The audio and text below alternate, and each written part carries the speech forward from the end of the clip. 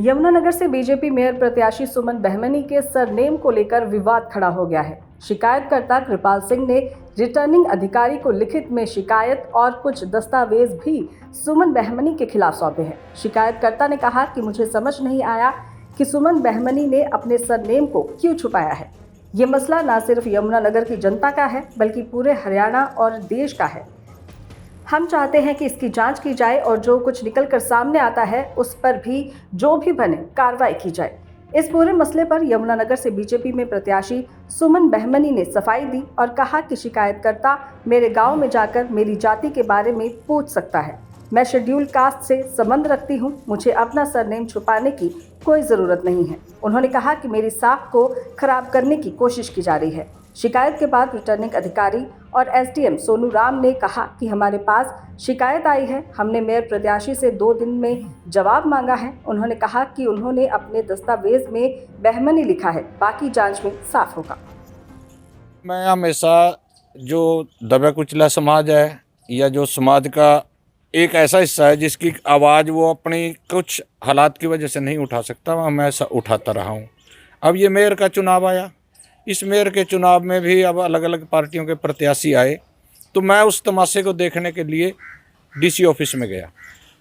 जब मैं DC office में गया तो वहाँ पे सुमन बहमनी जी की बड़ी भीड़ के साथ वो फार्म भर रहे थे, लेकिन उनके साथ ही कुछ लोग पीछे खड़े होकर चर्चा कर रहे थे कि ये सुमन बहमनी नहीं, ये सुमन वर्मा है। और उन्होंने मुझे कुछ कागज़ भी दिखाई, जैसे ये मैं आपको दिखा रहा हूँ कागज़। और मेरा भी शक पैदा हो गया उस बात पे, मेरे मन में भी शंका पैदा हुई कि भाई जिसको हम सुमन बहमनी के नाम से जान रहे हैं वो आज तक सुमन वर्मा के नाम को क्यों छुपाते रहे।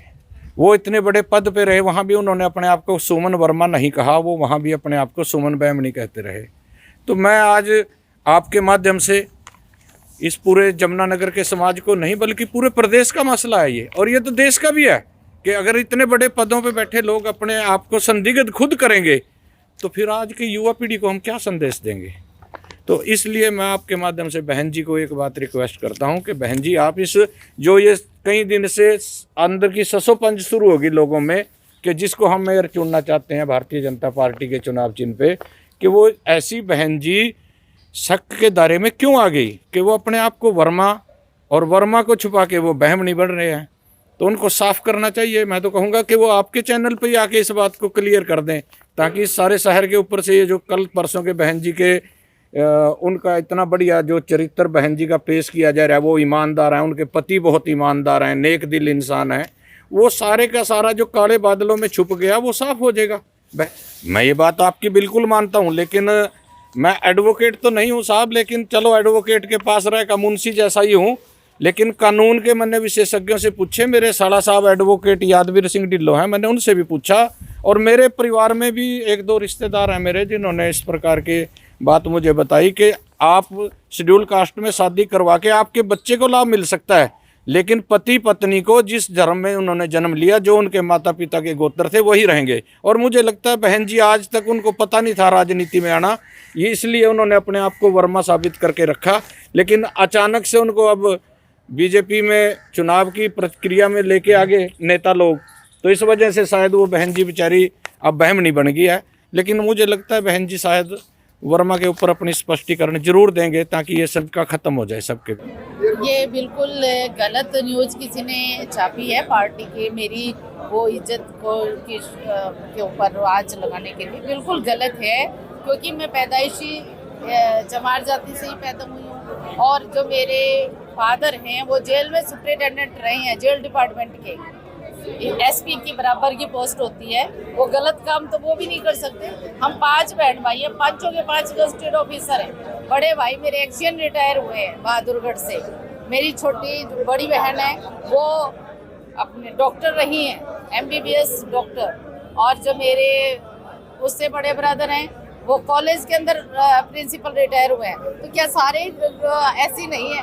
गलत बात है। तो ये किसी ने गलत प्रचार किया है। एक कागज में किसी वजह से टेक्निकल प्रिंट की वजह से अगर वर्मा लिख के आ गया तो उसमें हमारा तो कोई कसूर नहीं है ना। हमारा जो सिलेक्शन हुआ है या हमारा जन्म हुआ है, बिल्कुल गलत सरासर ये गलत आरोप है इस प्रकार के जो लगाए जा रहे हैं। ये शाख को खराब करने वाली बात है। और बिल्कुल सुमन है मेरा नाम, और जब मैं पैदा हुई उसके बाद का मेरा सर्टिफिकेट बड़ा हुआ है 35 साल पहले का, उसको कैसे नेग्लेक्ट किया जा सकता है। मेरे गांव गोरड में जाके पता करें, कहीं भी पता करें, कोई प्रॉब्लम नहीं। वार्ड नंबर 1 से किसी ने शिकायत दी है कि सुमन बहमनी के बजाय उनका कागजों में नाम सुमन वर्मा है और वो प्रचार प्रसार भी सुमन बहमनी के नाम से कर रहे हैं, जो कि एक मिसनोमर है। तो प्रत्याशी से उसके बारे में स्पष्टीकरण मांगा जाएगा और जैसा उनका जवाब आएगा उसके बेस पे जो भी कानूनी कार्रवाई होगी वो कर दी जाएगी। देखिए, नाम हमारे कागजों में उन्होंने सुमन ही दिया है और नाम का यहाँ पर कोई वो मतलब यहाँ पर नाम वो कोई भी कैंडिडेट चाहे तो जो भी उनका लोकप्रिय नाम होता है, लोग जिस नाम से जानते हैं उससे प्रचार कर सकता है, इसमें किसी तरह का संशय नहीं है।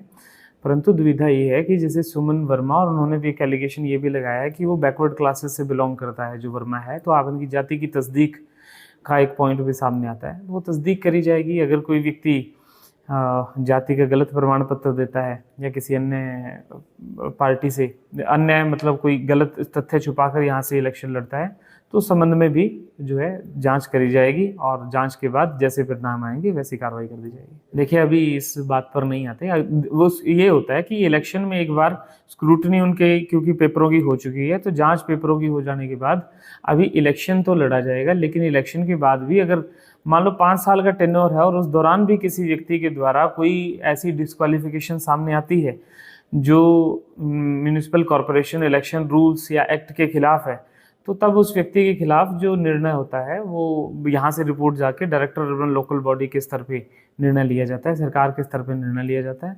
और अगर कोई व्यक्ति डिस्क्वालीफाई होता है तो उन्हें पद से हटा दिया जाता है। अभी कैंडिडेट को सिर्फ स्पष्टीकरण उसका अपना जवाब दाखिल करने के लिए 2 दिन का समय दिया गया। दैनिक सवेरा के लिए यमुनानगर से हरीश कोहली की रिपोर्ट।